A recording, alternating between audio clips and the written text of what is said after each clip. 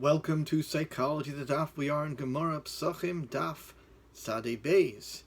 What makes a person alive? Is it something that either is or isn't? Or are some people more alive than others? And if so, how do we determine that? In the Mishnah Amud Aleph, Hillel used a Melitza to back up a rabbinic decree.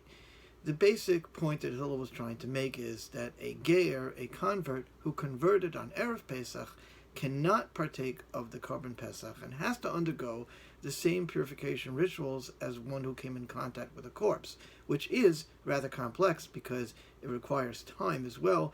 The person needs to be sprinkled on the third and seventh day with a mixture of ashes of the red heifer and of the paraduma, and this requirement would then make it impossible for him to partake of the Korban Pesach. Now, anybody who actually became exposed to a corpse would have to do that.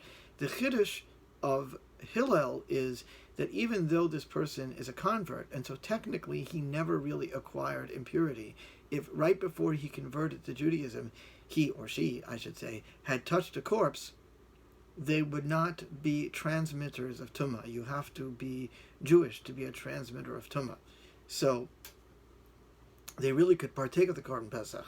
But as a rabbinic decree, so that the law should be uniform and there should be no confusion from one year to the next, because maybe next year the convert will say, last year my father died and I was able to partake of the Paschal sacrifice right away, even though I touched his body. Maybe this year when my mother died, or whatever. So the point is, no matter what, even if it means giving up on the Paschal sacrifice, this is Hillel's decision, and he uses an interesting melitza, a figurative expression, which is haporish min haorla, kaporish min hakever. One who separates from the orla, from the foreskin, is the same as one who had just been in touch with a corpse. Now, it's too juicy a statement to be taken as a mere legalism, and it is indeed taken by certain mystical commentaries as omnisignificant. You can look, for example, in Ramchal, Derech Eitz Chaim, Perek Chav Daled, or Klei Yakar and Vayikra, Perek Yud Beis, Pasuk Beis. The point of it is that it's noted that the bris occurs after 7 days and on day 8, similar to the 7-day purification period that is required after contact with a corpse. And that tells you that there is some similarity between the two.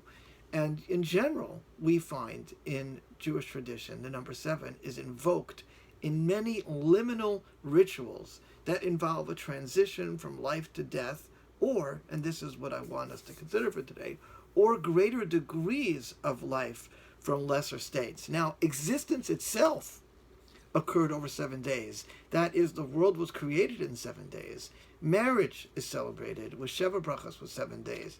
Death is marked with 7 days.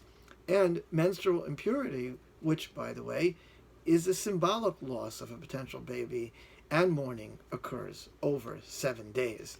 Our tradition is acutely aware of the passage of time and its significance, and the importance of mindfully recognizing that we pass from states of life to death and death to life cannot be underestimated. The person who chooses to transition into Judaism, or to transition into marriage, or even who completes a week of hopefully accomplishment and rest on the 7th day, is moving away from death toward life.